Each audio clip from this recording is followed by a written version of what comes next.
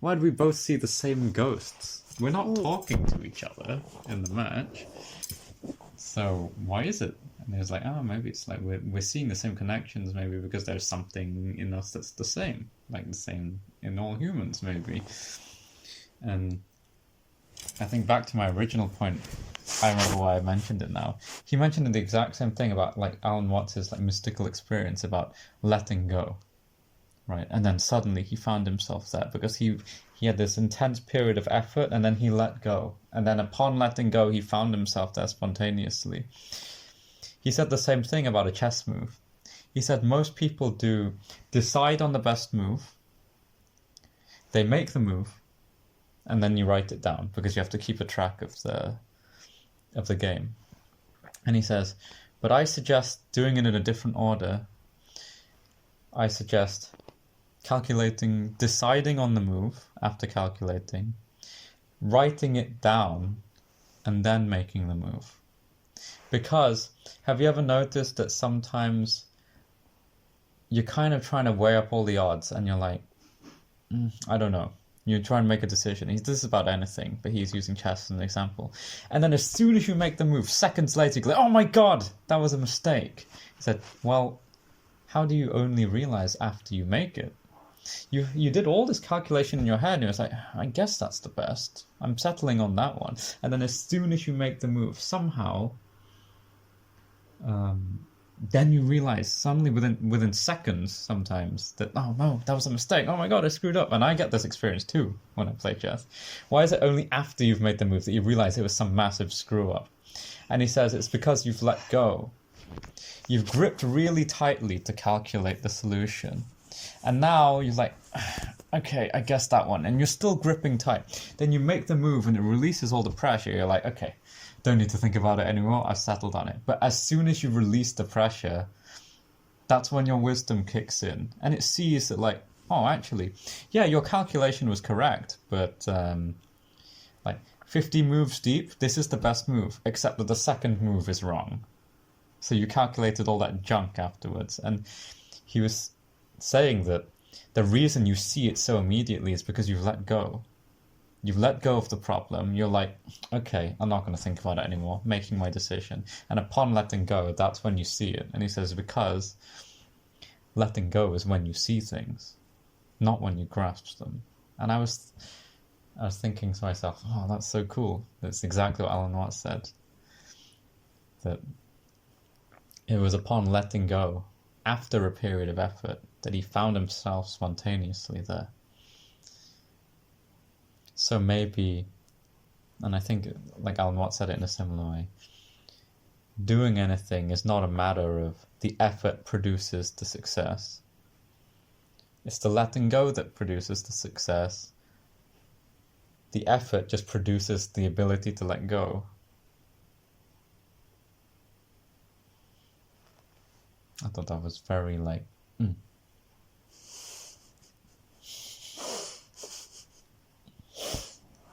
Because I get experience that too with chess, for example. You calculate and you go like, okay, I guess this move. And as soon as you make the move, literally a second or two afterwards, you're like, oh my god, that was a massive screw up. That's why you hear me go like, ah! Is because I thought that was okay. And then as soon as you make the move, you realize, as soon as your brain zooms out of the problem, it goes like, oh yeah, okay, well, but move 2 in your calculation was wrong. So it's like, oh yeah, if they do this, then I do this, and I do this, then they do this. But it's like, yeah, except that the first move hangs your queen. I was like, but you don't see that. And I was thinking, is there another analogies in life? And it's like, yeah, I guess there is. It's whenever you're thinking really, really hard about something, and then you're like, fine, I guess I have to do this. And you do it. And as soon as you do it, you realize it's a mistake. And it's like, this is wrong. And I've had that happen in many other circumstances as well. And it's like, oh, I guess there's something to it. That it's upon letting go that you actually get to see the wider picture. And it's good to check the wider picture before you make the decision. So I don't even know how you do this practically, but you have to somehow release your expectation of this being the best thing before you actually do it, but after deciding. And that seems like some kind of mindfulness practice. Can you aim towards something and then let go of it and then just know it will come to you?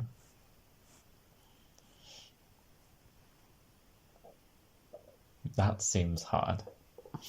It is. I know for me it's when I've let go that things can, but you can't force yourself to let go. You have to let go to let go.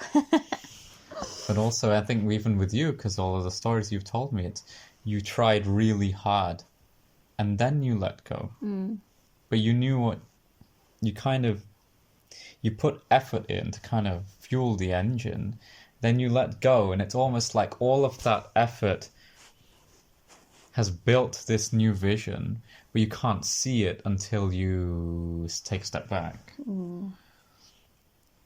So you spend all this time building the toe of a statue, and over time you just realize, oh, just like hammering at this piece of rock doesn't mean anything. And then when you like take a step back, you go home for the day and you take a step back and you see and you go like, oh, I remember what it's for.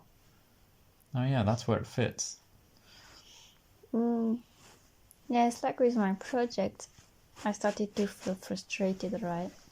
And normally when I can't do something, I keep trying and trying until I'm even more frustrated and angry, until I don't even want to work on it anymore. But this time I just said, you know what? I'm just gonna stop. I'm gonna take a break until I feel ready to come back. So I took a 1 week break, or 1 week and a half. And I came back and things were flowing again. Because I let go of the frustration, I let go of the desire to do it like right, and then it's like the idea came to me. Oh, I need to make it more like myself. I need to put my art in it. And it's like, now I feel happy with it, and it didn't feel hard. I didn't have to fight for it. Because life happens in cycles. Like everything happens in cycles. A period of effort followed by a period of releasing is what catapults you to the next step. Yeah, I think so. It's the same even for working out. A period of intense effort until your fatigue builds up and you're like, oh, my body's getting run down and I'm getting weaker. And then a period, maybe a few days of just releasing that, letting it go for a while. And that's what causes the progress. It's almost like this. Like a wave. Upward wave. Yeah, like a period of going down to be catapulted up. It's true for working out. It's true for everything, I think. It's true for learning anything. There's a period of time where you focus so much on something, you're getting exhausted with it, you're getting slower, you feel like you're getting worse. And then you sleep on it, and then suddenly you do it better the next day. It's like a period of getting worse simply means you're pushing beyond your limit. And it's hard to push beyond your limit because there's no oxygen out there. It's like going out into space without a helmet. But you come back and you replenish yourself and you realize, oh, I can hold my breath longer now, though, so I can go out further. It seems like everything happens like that. You can be so stuck on something and realize and just think to yourself, this is impossible. And then you keep trying, nothing's happening. You take some time away and you come back and suddenly you can do it. That happens in climbing too. Sometimes you try a climb for the first time and you go like, this is impossible. I can't even do the first 2 moves. And you try it a bunch. You just kind of have faith that like, maybe I'll learn it over time. And you try all the moves separately. And like, I can do some of the moves separately, but there's no way I can do the whole thing. It's crazy. It feels completely impossible. This move is impossible. You sleep, you come back 2 days later, you just do it the first try. And it's just... You only need to be 1% over the threshold to make it possible. 1% under and it's not possible. 1% over and it's possible. There's a 2% margin between impossibility and possibility.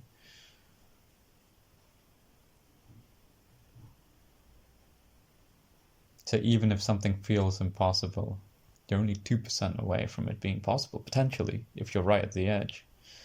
Which you might not be. Maybe you're further, but maybe you are at the edge.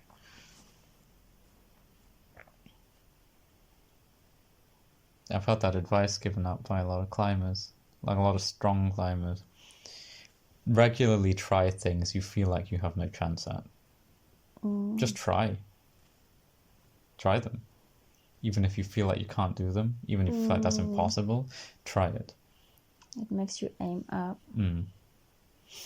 And it makes you see how much more you need to, like, evolve in order to do it. Like, it gives you a goal that is tangible, I guess.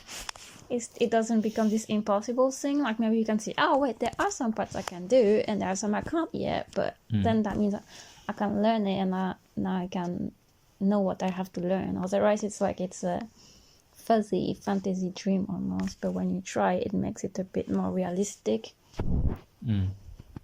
It gives your body the taste of what it feels like to do it.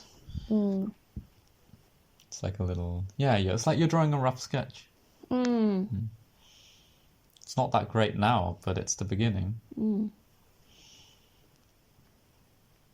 I also like that when he said, Josh, when he said that he once gave a simul game. It's when a stronger player comes and plays a game simultaneously against a number of people.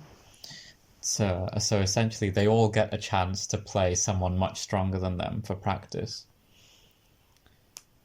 And he gets a chance to practice memorizing multiple games at the same time, because he's playing multiple games at the same time. So it's kind of good training for the stronger player and for the weaker players. And he went to a simul at one point, it's short for simultaneous game, and the leader of the club was saying, oh yeah, it's great to see you here. And he was kind of bragging about his son. Was it the woman, I think? She was bragging about her son, about how, oh, my son's really good at chess, and like he really likes you and your teachings and stuff. And, you know, like he hasn't lost a game in 2 years. And then he instantly said that, like, she said that as if it was a good thing. But that's not a good thing, that he hasn't lost a game in 2 years. It means he's always playing people weaker than him. He said, you should probably try to be losing almost half the time, because that means you're playing someone who's a bit stronger than you. And he said, as soon as I heard that, I thought, he's probably not going to play against me today, because 10 people will volunteer to play if they want the opportunity. He didn't. He didn't want to play against him because he was afraid of losing. So it's almost like he said, I knew he wouldn't volunteer to play against me. He's not going to break.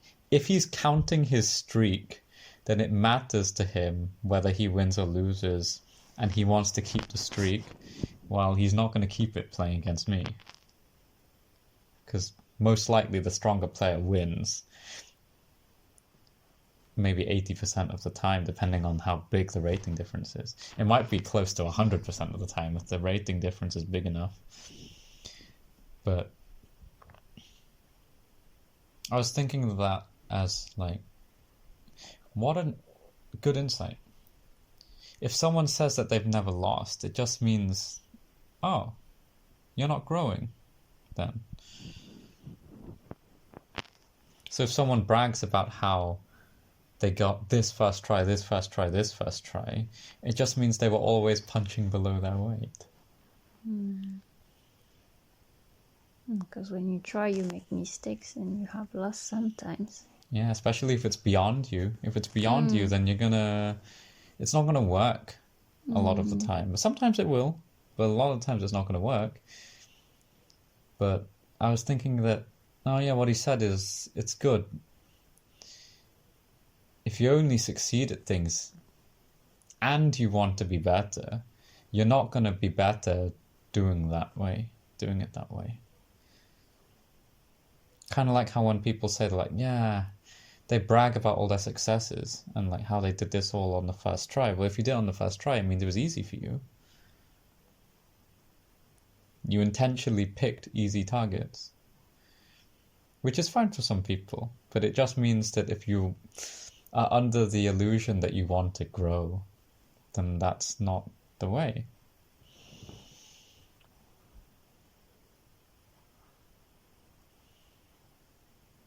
Yeah, and I thought about that, and it's like, so in the end, it's not about winning, it's about losing. Wow. Like you should want to lose half of your chess games, for example. It means you're always playing people at or above your level. You're striving to be like them, not to be like the people who are weaker than you. So maybe that's the same for like climbing. You should be failing like half of the things you attempt. Not all of them, because that would be crazy. But you should be aiming for failure, like a minimum number of failures, actually, you should be naming. Because it's the successes you can already do. So what is that teaching you? Maybe it's true for everything. We even do that in workouts, and we use the word failure. You should take at least your last set to failure. We use the word failure. And in working out, that's a positive thing. But why is it in everything else we view it as a negative thing? When you take a set to failure,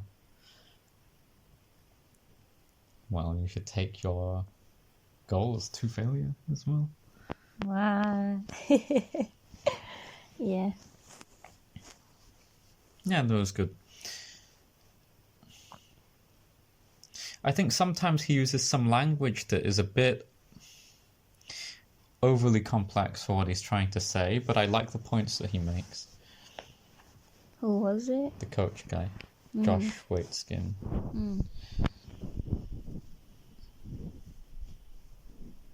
So it was him who said those stuff? Not all of it, some of it's just me. But it was him that was saying that that it's not a good thing to have only succeeded. That when the mother told him that her son hadn't lost a game in 2 years, it's like, 2 years? Everyone should have lost a game in 2 years. I mean, otherwise it means you're only playing people way weaker than you.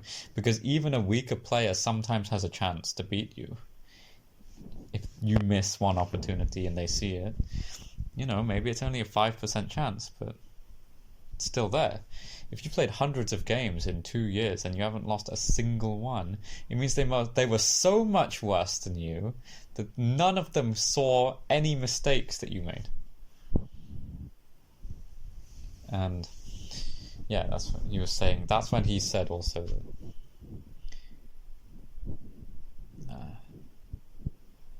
that actually you will always, your win rate won't go up. And he says, I guess this is a liberating feeling. But in some sense it might feel like bad at first. That, what do you mean when I get better at climbing that I won't fall off less? Well, it's because the difficulty goes up as your skill goes up. But then he says, but that means it's liberating, because you won't be in that much of a different position then as you are now. You're going to fail a lot now, but some of them are going to work. And in the future, you're going to fail a lot then, and some of them are going to work. The experience you have now is directly relatable to the experience you're going to have later.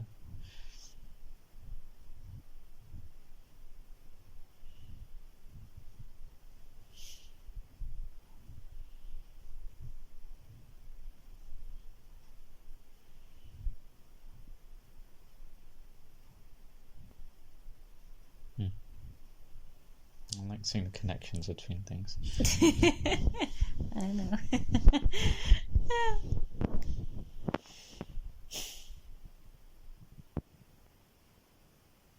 I'm done.